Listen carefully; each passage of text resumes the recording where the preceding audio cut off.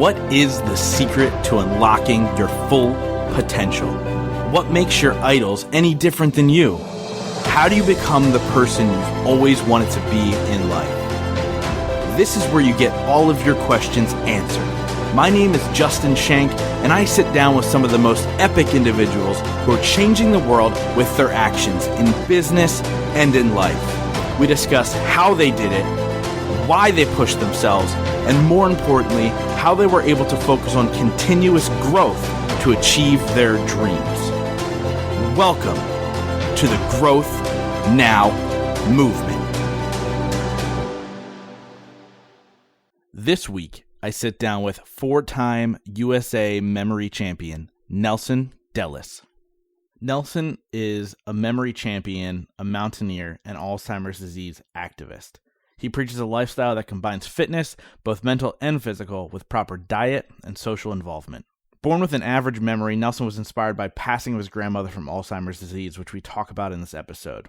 In a short period of time, he transformed into one of the leading competitive memorizers in the world, claiming 4 U.S. titles along the way, the Elite Grandmaster of Memory title, as well as a number of U.S. memory records. Just to name a few, he memorized the most names in 15 minutes, which is 217 names. He memorized the most words in 15 minutes, 256 words.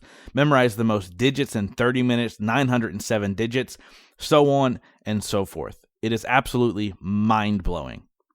In this episode, Nelson shares with us, tips to start memorizing things like names and numbers and all the things that we've lost along the way that will help us with better our relationships, better our business, so on and so forth. I think you guys are absolutely going to love this episode, and I mixed things up a little bit. In the beginning of this episode, I asked Nelson the 5 rapid-fire questions, and he answers them at the end. So stay tuned and see if he actually memorized all of them and if he answered them.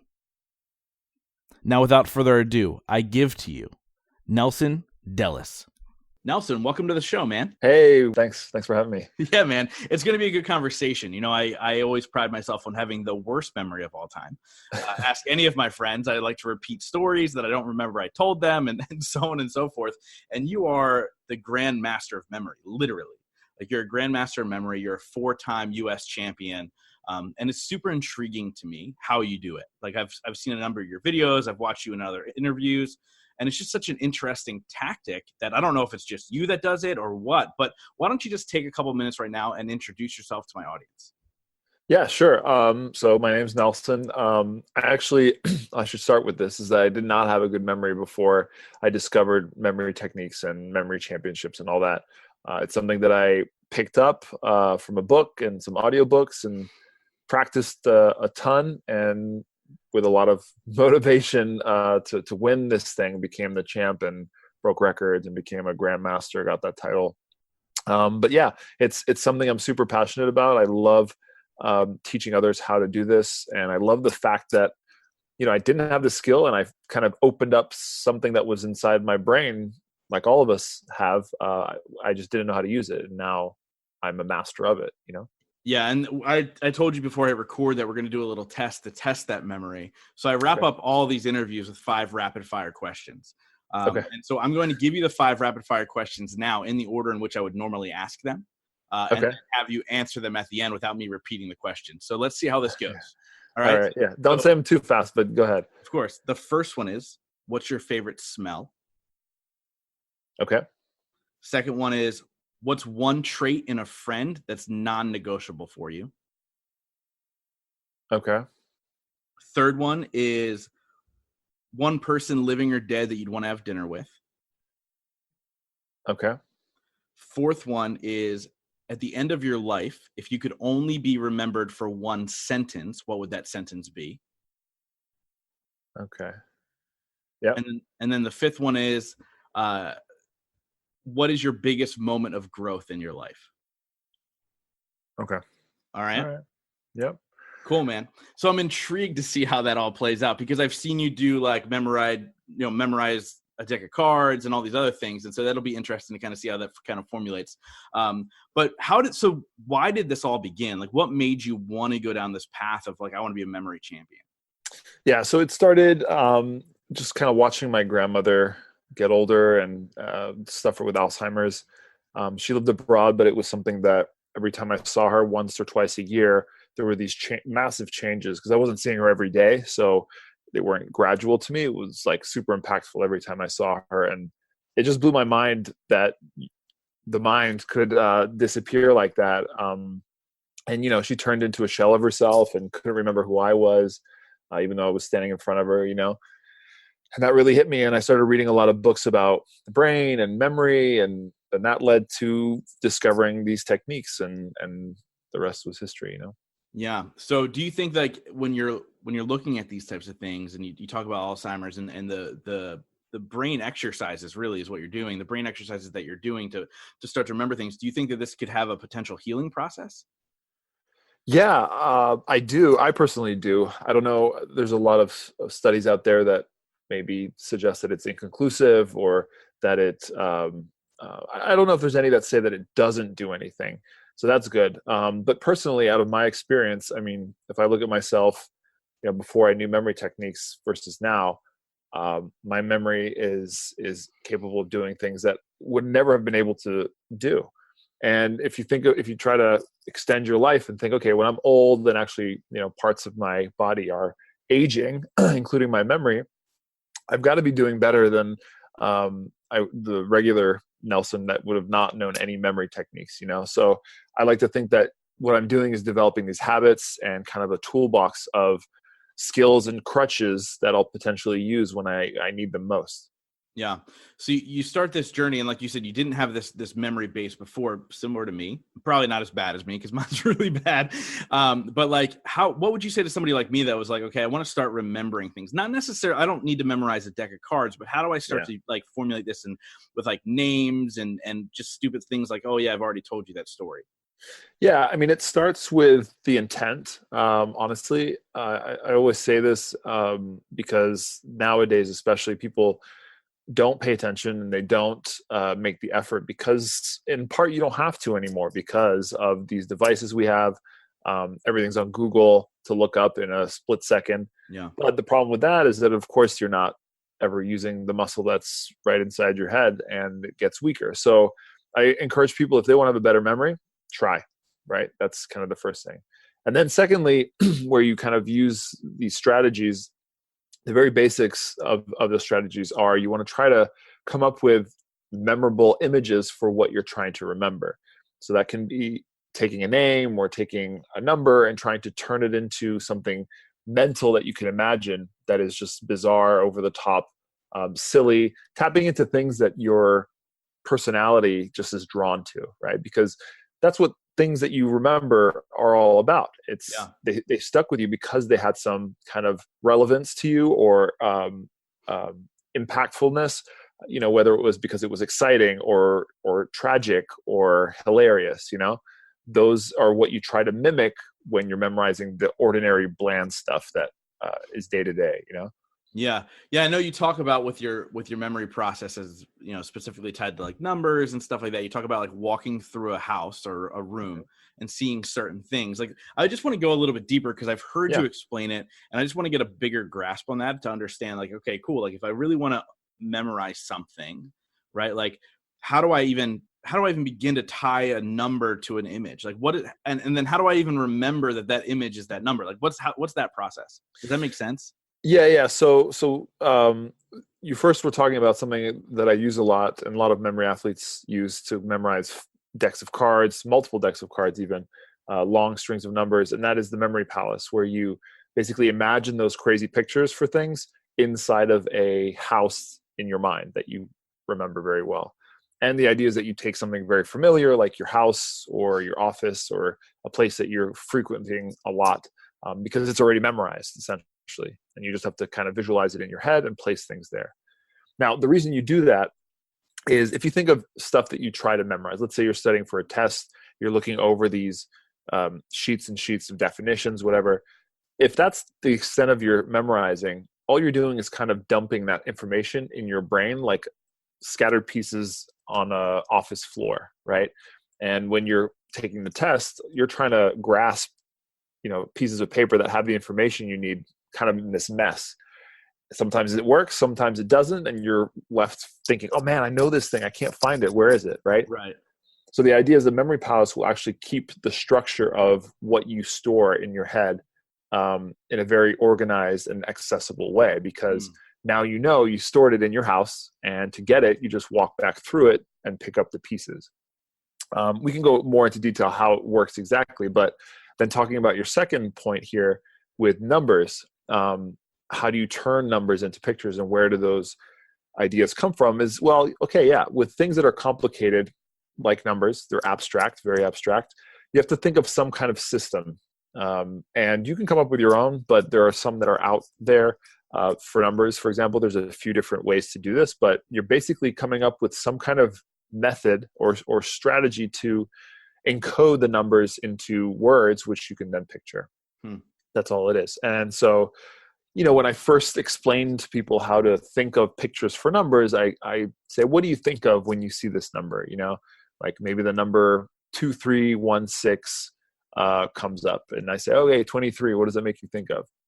Michael Jordan. Yeah. Or 16, you think of Joe Montana. Let's say you're a sports buff. Yeah. Cool. Okay, that's easy. But what about all the other numbers? I'm sure you don't have jersey numbers stored in your head for every single pair. But that's where these strategies come in, is so that every time you see a pair of digits or a triplet of digits, you have a preset image set for them. And there is a bit of prep going into that. When I designed my number systems, I sat down for a number of hours to figure out what each number was going to be. And then I had to learn that. But now I have it in my head, and every time I see the numbers, it's easy to think of the picture. Yeah. And that totally makes sense to me, because it's easier to remember Michael Jordan, Joe Montana than it does 2316. Exactly, because that's the picture. Our brains remember pictures better than abstract concepts or symbols like numbers. Yeah, because honestly, like before we had this brief little conversation about it, I would have forgotten the number was even 2316.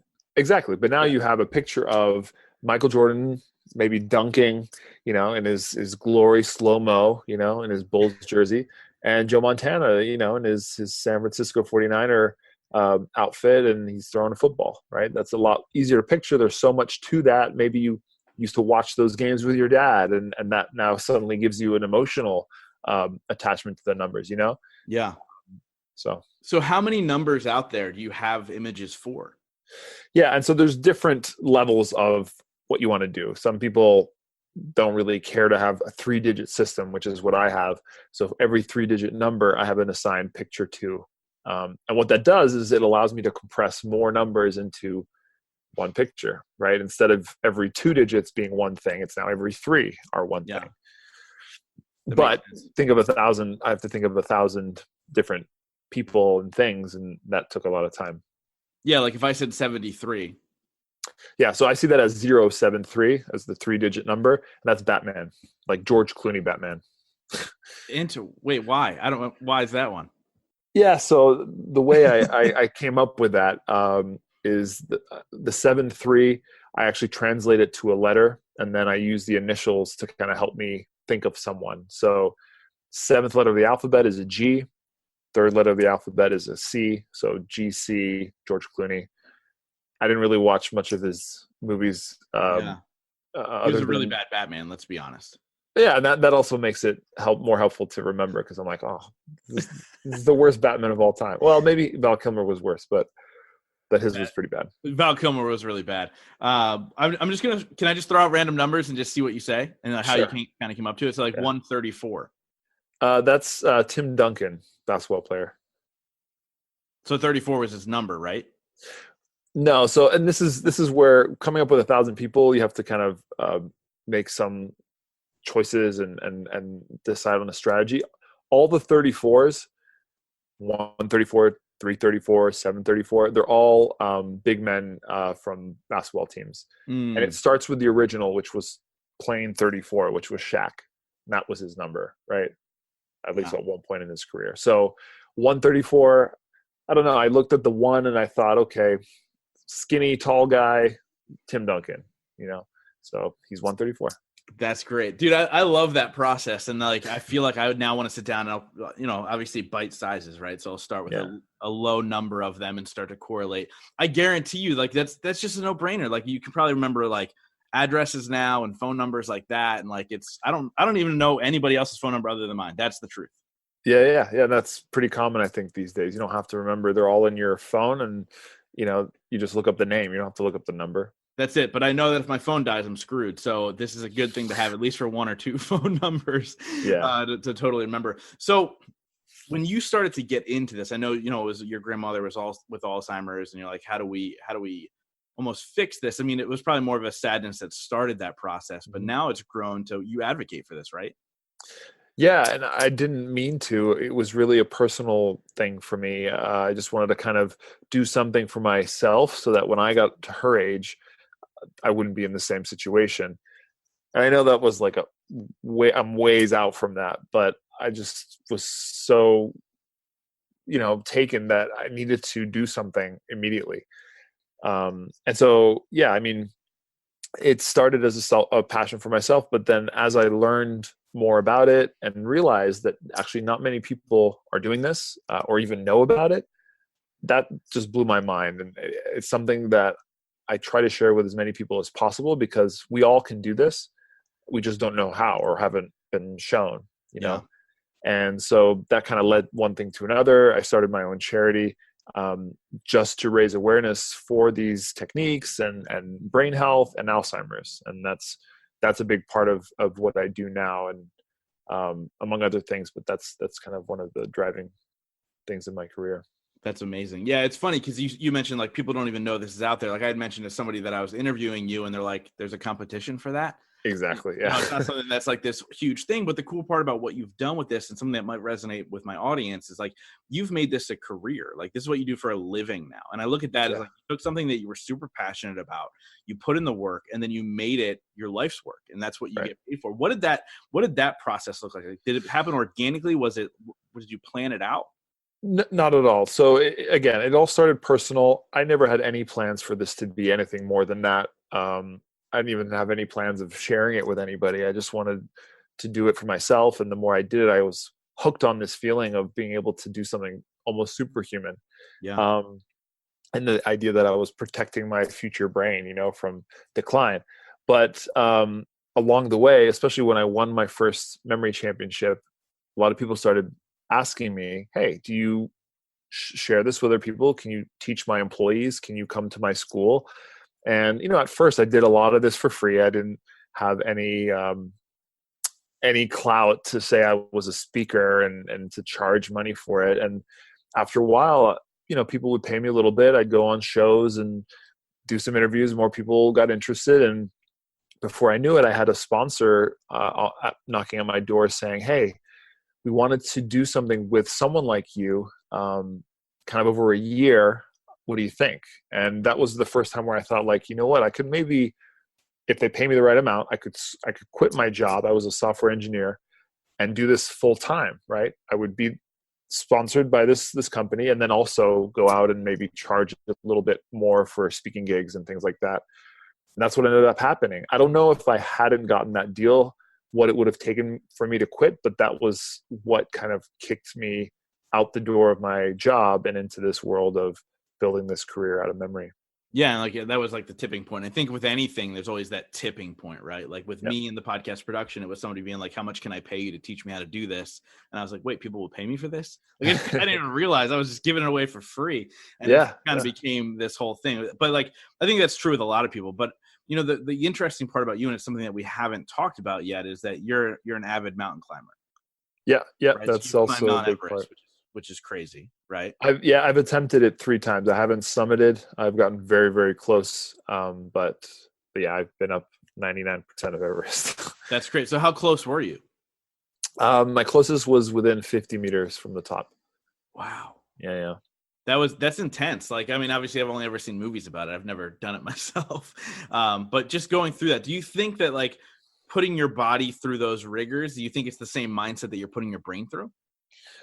In a way, a lot of people don't realize this, but mountaineering, at least at high altitude, where you're dealing with so many elements, is a highly cognitive thing. You got to push yourself. You got to go to like this different mental space, block out distractions, and there's a lot of similarity there from what I'm doing in memory competitions, trying to, do these incredible scores.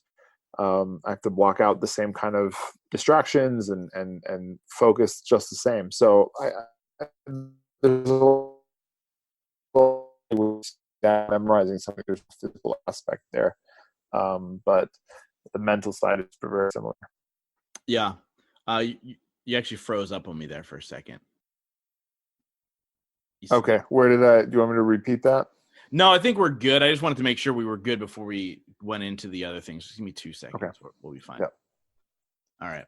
Cool. Yeah. So, I mean, it is. I mean, it's obviously putting yourself through those rigors, and then, I think too, and this is me, probably something you wouldn't say about yourself, but it takes a certain kind of character to be able to put yourself through that, to be able to sit down and do the studying, to be able to focus on that. Like, it's like, the people that are in like super crazy shape, like those massive CrossFitters, that's a different mentality that goes through it. I always say that vegans and CrossFitters talk about it all the time because it's really hard. Yeah. And so they feel really good that they're doing it. You know what I mean? True. And so like, I think that there's just a different mindset when you go into it. Like, do you think you were born that way, or was it something that kind of pushed you towards that direction? That's a good question. I think a lot of people ask me, memory champion, and I say like, well, you can have an amazing memory, but I don't know if you could be a champion because it takes a lot of this dedication that not everybody has. But I don't know if that's the right way to say it, that not everybody has the potential to be dedicated to something. I think it's maybe they just haven't found the right thing. Because my whole life, I've gotten obsessed with this thing and that thing, but I never stuck with it. I had a lot of success with some of it, but it never became to the level where I was a champion or one of the best at it or reaching the top of the world kind of thing. But when I found these two things, especially the memory, it showed me that, with a bit of work, with a lot of work, you can actually be one of the top. Especially, but if you're passionate about it, right? Yeah. You can't force that. And I happen to be passionate about memory because of the whole situation with my grandmother. It was the right time. And then mountaineering kind of came second. I've always loved mountains. I always wanted to get myself out to one of these large peaks. And so when I found myself doing both of those things, I didn't want to stop. I mean, I as much as I wanted to, I was doing it all day, all night, training for it, thinking about it, doing it. And that part felt easy. I didn't want to do anything else. I remember when I was first doing memory stuff, I was still working at that engineering job, and every second I got, I would be on my computer with the software to train. So, I mean, basically this stuff for me was a passion. And, a lot of people ask me, can I become a US memory champion? And I say, yes, there's the memory training will improve your memory. You can have an amazing memory, but are you dedicated to this thing? Like, will you be able to spend hours a day training and trying to win this championship specifically? And not everybody has that. I'm not saying that not everybody has the potential to be dedicated to something. I think everybody does. You just got to find out what it is. But I don't know if I was born with that or not, but I definitely was searching for it. And with memory and mountaineering, that definitely, I found it. And it was all I could think about. It was all I did all day, every night. When I got a chance, I was memorizing, I was studying, I was thinking about climbing things, preparing, saving money for it. And yeah, that's gotten me where I am. Yeah, I mean, and when you talk about that, I mean, that's just, again, like people say all the time, like, how do you find your passion? I think sometimes it is that accidental thing or that one moment or whatever, and then you just kind of continue to pursue it, and so when you started, focusing on the memory thing and strengthening your brain, was it the goal to compete on this national level? Like, did you know about these competitions?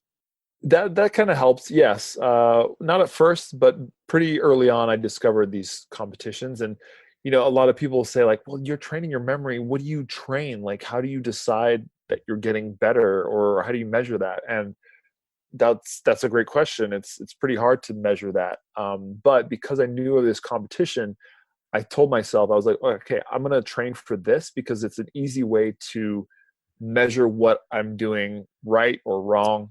I know the records that need to be broken, or roughly how much I should be memorizing in each of these different events to be competitive. And that was easy to measure each day, and that gave me goals to work towards. I think that was super important. No, for sure. And so what do these events even look like? Is this something that's like televised? Like what does it look like? Yeah, so there's been years where they've been on TV or streamed by some, production company, but most of the time it's very quiet. It's a very small competition, but they're always trying to make it more popular. I hope one day it is, but it's essentially the U.S. Championship is a day-long event, and the morning part of it is basically people studying and memorizing different types of data, specifically poetry, names and faces, decks of cards, and numbers. And when the first 4 events are done, the top 8 overall with their scores advance to kind of an afternoon playoff round where they memorize more stuff. Like one event's called Tea Party, where you basically are memorizing audience members saying their name, where they're from, their phone number, hobbies, list of things. And then you have to memorize a list of 300 words and say them out loud. And then the last event is a showdown between the 3 remaining people, memorizing 2 decks of cards in 5 minutes. And whoever makes a mistake is out. That is that's so intense. And yeah. I'm surprised this is not something that's televised every year, because we got the spelling bee, World Series of Poker is rating through the roof. Like that's crazy to me. I'd be interested. Yeah. I would sit down and watch that stuff. Like that's intriguing to me. Yeah, and I say this every year that I experience it or have people who watch me do it. It's one of these things that you don't really understand how exciting it can be until you see it. And watching 2 people left on stage trying to recall 2 decks of cards, and you don't know if the next card is going to be right or if they're going to make a mistake. It's stressful. You start sweating and your heart's racing and you're not even part of it, Yeah, it's crazy. And to memorize 2 decks of cards in order. Like I also saw, as I was doing research for this interview, I saw you on stage and like you start out your talk by doing like, I memorized this deck of cards, and you just kind of go through it. Like that's mind blowing to me. Yeah. That you're able to do that stuff. So have you developed your own memory tricks, or is this a lot of like you've pulled from other people and kind of put together your own system? I've pulled a lot from other people, but over the years I've tweaked it to work for me. Mm-hmm. I might be one of the only people who has a number system like the one I do. Is it the best though? I don't think so. There's probably better ways to do it, but it's something that I love, mainly because of the images that I've created are super meaningful to me. And I think that's the most important thing for any memory system, is to make it meaningful to you. Otherwise, it's not going to be memorable. So but yeah, so some of it is kind of Nelsonified, but it pulls a lot from historically other memory competitors over the years. Yeah. Sure. So how do people, can people learn from you? Like, where do they go? I know you've written a book, which is phenomenal. Like, where do they go to get all that stuff from you? Yeah. So, I mean, first place, you can look at my website, nelsondellis.com. There's a bunch of, I write a blog from time to time. I have my YouTube video links there. And then my book, like you mentioned, just came out last fall. It's called Remember It. And it's a great kind of intro into memory techniques on how to handle all the day-to-day stuff, including names, numbers, addresses, recipes, whatever, where you put your car, left your keys, that kind of stuff. And then my YouTube channel is something I'm trying to grow more and more. And there's tons of videos that I make weekly on how to memorize this or that and how to improve your memory in different scenarios. I love it. And we'll link all that stuff up in the show notes though. But you mentioned like the memorizing a recipe. Like, yeah. I can't tell you how many times if I made something, like I look at it and I go away for 2 seconds and I have to go back and be like, oh, wait, what was that thing again? What did I read? Like, that's annoying. So if I could find a trick to memorize a recipe, that would be ideal. So I love all that stuff. And it's those little things that I don't even think about. But if you're able to grab that book or watch the YouTube channel and learn those things, like life becomes easier, right? Like if you're memorizing something, things are easier. Yeah. That's what I try to tell people is, you're making your brain stronger and you're freeing up time and energy that your memory's taking typically to do other things. It's like imagine you can walk into a meeting, where you typically would have to memorize people's names to be, on top of things and know what you're going to say. What if you didn't have to even worry about that, right? Because it's in a vault that is unbreakable, and the information is there no matter what. How comfortable would you be? That would be amazing, and you could work on being charming and work the room rather than having to stress and be like, oh my god, what were these people's names? What did they just say to me? I forgot. Yeah, that's so key. That is so key, and obviously those are things that people can get in your book. Mm-hmm. Yeah. I mean, I talk about all of that, and it's, of course, there's specific techniques and tips I give for each kind of scenario, but a lot of what I talk about in the book is just a different frame of mind about how you should think about memory and your own memory. Yeah. And that really is it becomes a lifestyle change. You really think about the world in a different way, and that's where I think major jumps in your memory come from. That's awesome. I love that, man. So obviously with this podcast, I get to interview a ton of amazing, successful people, however you want to define success. And so my question for you is, what's your definition of success? And what are 3 things you do every day to ensure that success for yourself? Good question. Definition of success. I think, I guess it's constantly working towards something that I really care about. Even if it's not a huge jump, as long as in a few months from now I can look back and be like, yeah, I've moved the needle a little bit. That to me is success. I don't need bucket loads of money pouring on my head or a huge house or anything. I really just need to know that I'm growing and moving myself in one way or another. And hopefully that's simple as things like being able to push my craft like memory a little more, and I'm improving at it, or spreading the word better, or reading more about it, learning more. Mm-hmm. So just pushing that, I think is I guess my definition of success. I don't know if that's too cliche or something. No, it's not at all. It's perfect. I mean, the one thing that I asked this question, and we'll back around to the 3 things you do every day to ensure that. Oh yeah. But I've realized that every single person's definition of success is different. But there is a theme with the 3 things. So what are 3 things you do every single day to ensure? Yeah, 3 things. For one, I get up early. I'm sure that's probably a common one. But I cannot sleep in. And if I do, I feel like I do not feel successful. I feel like I've wasted time. Even if it's just me working 1 hour in the morning and I do nothing the rest of the day, I still feel like that's the best way to do it, rather than waste the whole day and spend an hour at the end, Yeah. Second thing is going to the gym every morning. That's a huge part of my day. And if I don't do that, I don't feel as motivated. I don't feel as fine-tuned or on point. So that's a big part of it. And then the third, I guess it's coming back to what I said before, is just sticking to the things that I love. If I'm sitting there and I'm kind of not, it's nothing to do with what I love, then why am I doing it? And yeah. I always try to kind of, you can sometimes stray, right? Sometimes because you're interested, but you got to kind of make decisions on what is really part of your direction, and then always kind of stay within that lane. So yeah. Awesome, man. Yeah, for sure. I love all those answers without a doubt. And so, I obviously wrap up all of these episodes in a similar way. This one's going to be the most different out of all of them when I do the 5 rapid fire questions. Some are fun. Here, I'll say exactly what I always say though. Some are fun, some are serious, but I ask you this: answer within 1 word or at the most 1 sentence. Are you ready? Oh, okay. Right. They're rapid fire. So yeah, rapid fire.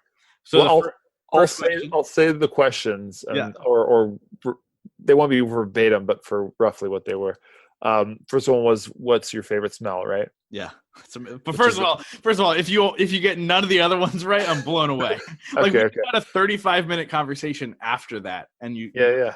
Anyway, favorite smell. That's a good one. God damn it, that's a really good question, and there's so many I want to say. One of my favorites would be marzipan. I have no idea what that smells like. Okay, it's like a almond paste, so like think of like almond extract, something like that, Nice. and I love the flavor, but I think it's also kind of a, sorry, this isn't a one word No, answer, you're but good.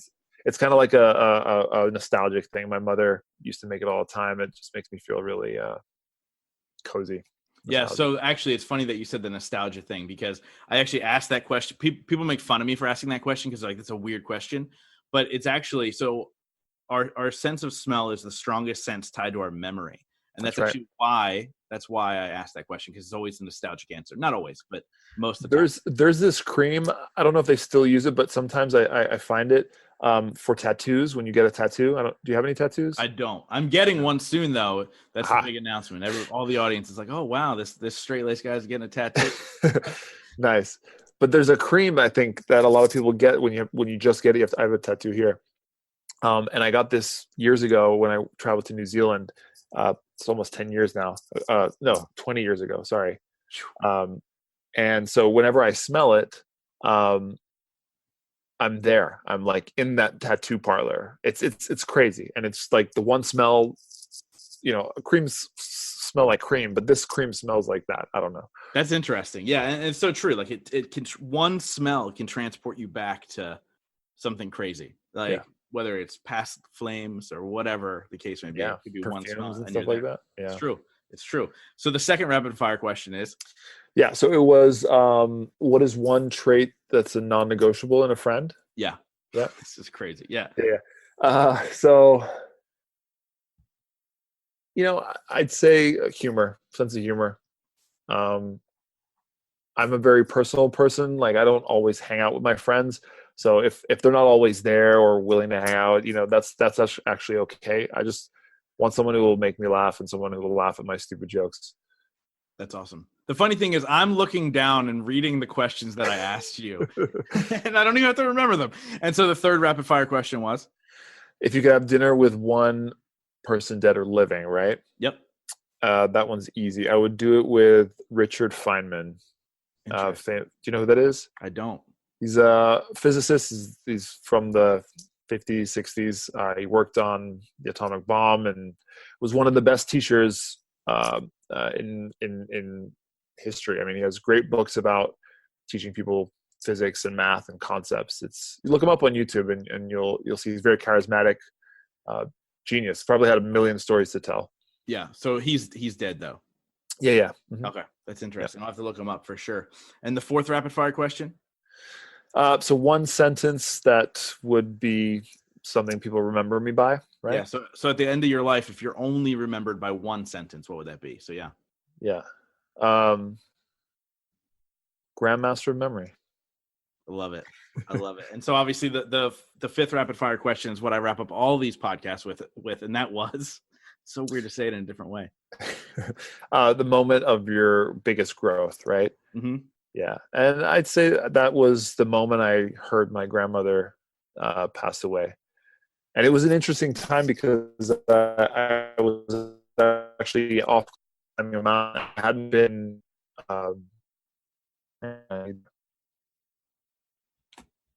Shoot. Yeah, I lost you there. Hold on. I'm going to stop the video and call you right back. Oh, Oh no, you there? you're back. Yeah. So you said it was an interesting time. Yeah. Can I elaborate? Yeah, of course. Yeah. So I was just finishing climbing Mount McKinley, Denali, Mm-hmm. and we had been without contact for 3 weeks because it's in the middle of nowhere. So I just came back, and my parents were like, "Please don't go on Facebook right now." Of course, I'm going to go on Facebook. I haven't been on social media in 3 weeks, and of course, I found pictures of my grandmother who had passed away while I was gone, and her funeral, and so that like impact was like that's like the worst way you could have found out that she was gone, and I think that helped kind of be the catalyst even further for this whole memory stuff. Yeah. Yeah. I was gonna say, like, what did that do for you? Like that rock bottom moment? Because I think that's always intriguing to see, especially when it's like that. Like that's intense. Like how did that Yeah. catapult you? And obviously, like you said, it just intensified everything.